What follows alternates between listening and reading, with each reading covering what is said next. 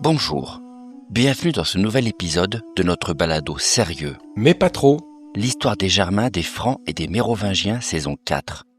Je m'appelle Xavier. Et je m'appelle Romain. Et nous vous invitons à nous suivre sur les réseaux sociaux Facebook et Instagram à meropodcast.fr. Et à nous donner des étoiles sur votre plateforme d'écoute favorite et à nous partager vos commentaires en nous écrivant à meropodcast.fr@gmail.com. Ceci est l'épisode bonus 79, Guerrier pour l'éternité. Agathias, chroniqueur byzantin de la fin du VIe siècle, cite la chose suivante sur l'armement des Francs, et je cite « L'épée et le bouclier leur pendent au côté gauche. Ils n'ont point de fronde, de dard, d'arc, de flèches, ni d'autres armes propres à être jetées de loin. Ils se servent principalement de haches, qui coupent des deux côtés, et de javelots, qui n'étant ni fort grands, ni aussi trop petits, mais médiocres, sont propres à jeter de loin dans le besoin, et à combattre de près. Ils sont tous garnis de lames de fer, de sorte qu'on n'en voit jamais point le bois. Au-dessous de la pointe, il y a des crochets fort aigus et recourbés en forme d'hameçon. Agathias, Histoire de Justinien, chapitre 2. L'étrange équipement des armées franques, étrange aux yeux des Byzantins, nous a été décrit dans ce texte il y a plus de 1400 ans, dans une des rares chroniques contemporaines abordant le sujet. Et même si Agathias fait probablement référence au scramasax, coutelas semi-long à un tranchant sur un côté de la lame, plus qu'à de véritables épées longues bien trop chères pour le kidam moyen, force est de constater que le grec avait vu juste au VIe siècle avec son compte-rendu.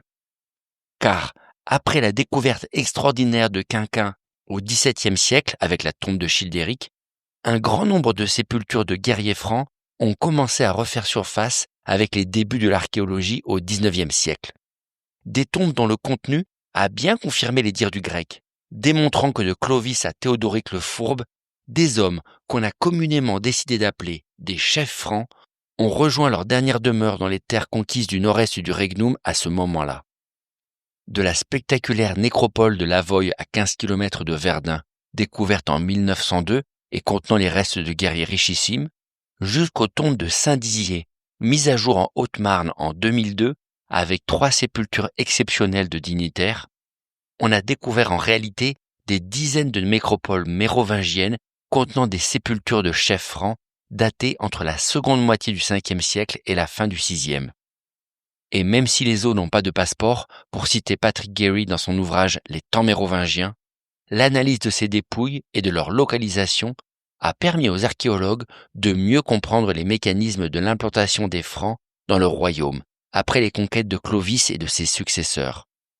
Car comme nous l'avions dit avec Childéric, et à rebours des coutumes funéraires gallo-romaines traditionnelles, les riches guerriers francs du 5e et du 6e siècle avaient la coutume de se faire enterrer avec un mobilier parfaitement reconnaissable.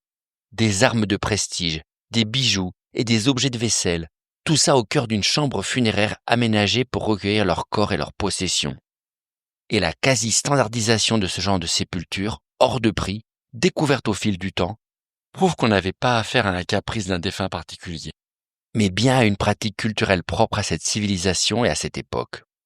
Sans information épigraphique sur ces enterrements ultra coûteux, en clair, aucun chroniqueur ne nous a jamais expliqué le pourquoi, on peut quand même faire l'hypothèse que tout ça participait à une démonstration symbolique de puissance, au-delà des croyances spirituelles de ces hommes.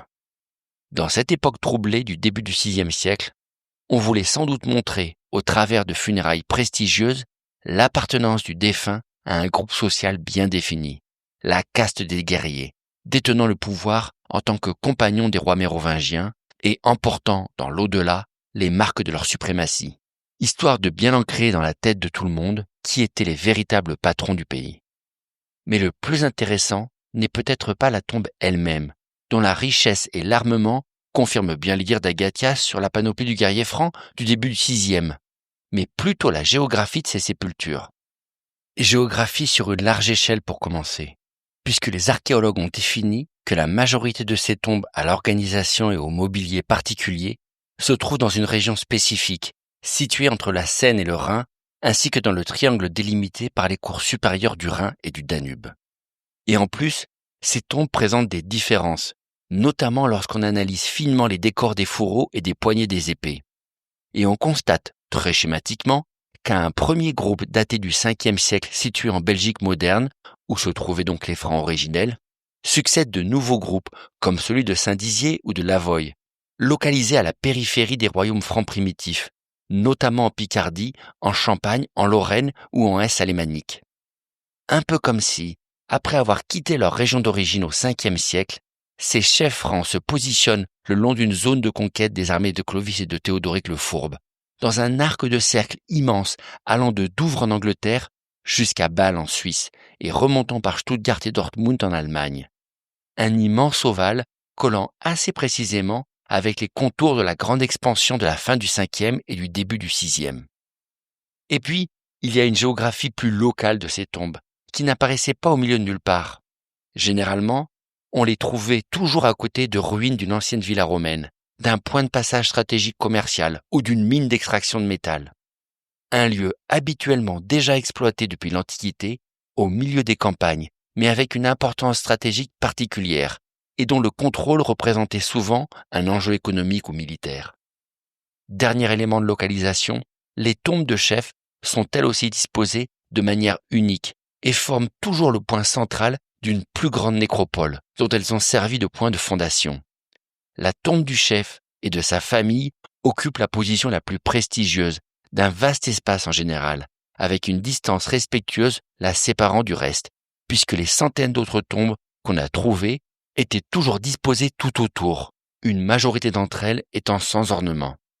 Probablement des paysans, des colons ou des esclaves du coin, qui ont trouvé leur dernière demeure à proximité de la sépulture de ces guerriers, mais n'ont pas été enterrés avec un équipement de luxe pour leur part. La conclusion de ces différentes trouvailles, dispersées sur des centaines de kilomètres et toutes datées dans une même fenêtre du temps, pour les archéologues et les historiens, c'est une véritable élite guerrière qui s'est disséminée dans le royaume franc entre la Seine, le Rhin et le Haut-Danube au début du VIe siècle. Faute de véritablement connaître leur statut ou leur nom, les archéologues ont pris l'habitude de les appeler des chefs, de riches guerriers francs, qu'on a enterrés au cœur de domaines fonciers, à l'époque donc où l'armée franque prend le contrôle de ces nouveaux territoires en marge de leur possession originelle des Bouches-du-Rhin. Ces tombes sont donc considérées comme celles d'une caste de puissants, auxquels Clovis et ses descendants ont dû attribuer des terres, pour s'assurer le contrôle des pays arrachés à Syagrius, aux Alamans ou aux Thuringiens. Une forme de gendarmerie avant l'heure donc, des représentants armés du pouvoir situés sur les frontières du premier cœur du Regnum. Saint-Dizier est un exemple presque parfait. La tombe du chef découverte en Haute-Marne est datée de la première moitié du VIe siècle, sur un domaine agricole localisé sur une ancienne grande villa romaine. Mais le lieu sert aussi possiblement de poste de garde pour Théodoric le Fourbe, un point de passage à proximité de la frontière burgonde avant sa conquête en 534. Alors, qui ont bien pu être ces chefs francs? On a fait l'hypothèse que ça pouvait être des leudes, des chefs militaires détachés en province pour contrôler le pays en échange de l'attribution de domaines ou d'un petit pouvoir. C'est possible, des hommes dotés de terres par le roi après la conquête, dont ils ont la possession et dont ils assurent la garde, en revenant régulièrement aux assemblées et aux convocations régulières pour les expéditions armées. Ou alors, autre hypothèse, ces hommes auraient tout à fait pu être des gallo-romains, choisissant de s'habiller comme les maîtres et de porter les attributs de la puissance militaire, sans être même des guerriers. D'anciens aristocrates nommés Marcellus ou Julius, adoptant simplement la panoplie des vainqueurs pour être dans les petits papiers du nouveau maître du pays, avant de se mettre à cuisiner au beurre plutôt qu'à l'huile d'olive et à appeler leurs enfants Bertram ou Gerhard. Ce qui ne change rien à l'affaire. Concrètement, le modèle du chef franc, militaire à l'ADN d'outre-Rhin certifié ou simple notable gallo-romain déguisé en combattant, ce modèle prend donc sa place au fur et à mesure de la conquête du VIe siècle. Même si l'impact réel sur le long terme de cette nouvelle hiérarchie dans les territoires doit être questionné sur le temps long. En clair, qu'on ait eu des représentants du pouvoir royal diffusant une couche de pratiques culturelles ou martiales franques au cœur du Regnum c'est bien possible. Mais il semble que sur le long terme, cette élite va surtout s'imprégner ou maintenir une bonne partie de la culture locale gallo-romaine, comme la langue, les codes de loi ou l'organisation fiscale, vu que le nombre réel de francs pur jus était tout à fait insuffisant de toute façon pour submerger numériquement les sociétés conquises. Car ces hommes, qui concrètement ont dû recevoir le contrôle d'une terre ou du royaume en échange de leur service ou de leur fidélité, ne sont pas de simples fonctionnaires au service du roi, amovibles et nommés sur un lieu stratégique pour un temps donné. Non, ils vont s'imposer avec leur famille comme les véritables propriétaires de ces terres, exactement comme les riches gallo-romains qui ne disparaissent pas. Et ils se mettent aussi à gérer leur nouveau patrimoine de manière héréditaire, exactement comme leurs homologues autochtones, vivant dans ces mêmes régions ou dans les provinces peu marquées par le phénomène des tombes de chefs comme l'Auvergne ou l'Aquitaine. Cette nouvelle élite, relais du souverain sur le terrain, va donc non seulement prendre racine dans le pays, mais surtout se combiner rapidement avec l'aristocratie gallo-romaine préexistante, quels qu'étaient initialement les statuts juridiques des uns ou des autres. C'est bien ça qui est frappant avec cette explosion de tombes de chefs francs du VIe siècle dans le Regnum. Elle ne dure que quelques décennies, avant de disparaître dans la grande fusion culturelle mélangeant francs et gallo-romains, regroupant les vivants et les morts dans une seule communauté qui deviendra un jour l'aristocratie unifiée du Regnum Francorum.